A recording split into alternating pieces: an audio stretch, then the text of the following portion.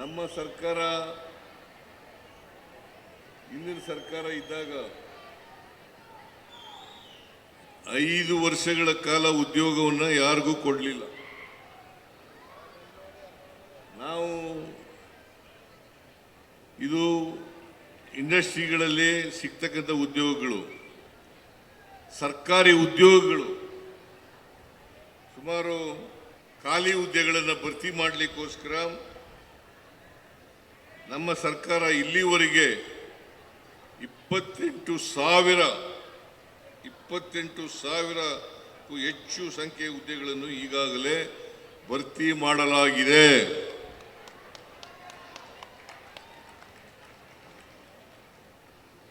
ಇದರ ಜೊತೆಗೆ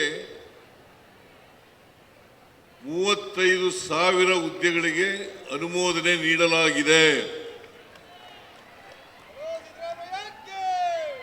ನಾನು ಇದನ್ನೆಲ್ಲ ಯಾಕೆ ಹೇಳ್ತಾ ಇದ್ದೀನಿ ಅಂತಂದ್ರೆ, ನಿರುದ್ಯೋಗ ಒಂದು ದೊಡ್ಡ ಸಮಸ್ಯೆ ಸಮಾಜದಲ್ಲಿ. ನಿರುದ್ಯೋಗ ಹೋಗಲಾಡಿಸೋದು ನಮ್ಮ ಮುಂದೆ ಇರ್ತಕ್ಕಂಥ ದೊಡ್ಡ ಸವಾಲು ಅಂತಕ್ಕಂಥ ಮಾತುಗಳನ್ನು ಹೇಳಲಿಕ್ಕೆ ಬಯಸ್ತಾ ಇದ್ದೇನೆ. ಸರ್ಕಾರಿ ಹುದ್ದೆಗಳಿರ್ತಕ್ಕಂಥದ್ದು ರಾಜ್ಯದಲ್ಲಿ ಸುಮಾರು 7 ಲಕ್ಷ, ಉಳಿದಂಥವು ಖಾಸಗಿ ಕ್ಷೇತ್ರಗಳಲ್ಲಿ ಉದ್ಯೋಗಗಳು ಸೃಷ್ಟಿಯಾಗ್ತಕ್ಕಂಥದ್ದು. ಆದರೆ ನಮ್ಮ ಸರ್ಕಾರ ಎಲ್ಲ ಕಾಲೇಜುಗಳಿಗೆ ಇವತ್ತು ಮಾರುಕಟ್ಟೆಯಲ್ಲಿ ಯಾವ ಥರದ ಹುದ್ದೆಗಳು ಬೇಕಾಗ್ತದೆ,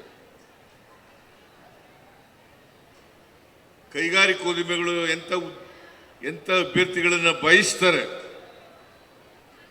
ಅಂತ ಅಭ್ಯರ್ಥಿಗಳನ್ನು ತಯಾರು ಮಾಡ್ತಕ್ಕಂಥ ಕೆಲಸವನ್ನು ನಮ್ಮ ಸರ್ಕಾರ ಮಾಡ್ತಾ ಇದೆ ಅಂತಕ್ಕಂಥ ಮಾತುಗಳನ್ನು ಹೇಳಲಿಕ್ಕೆ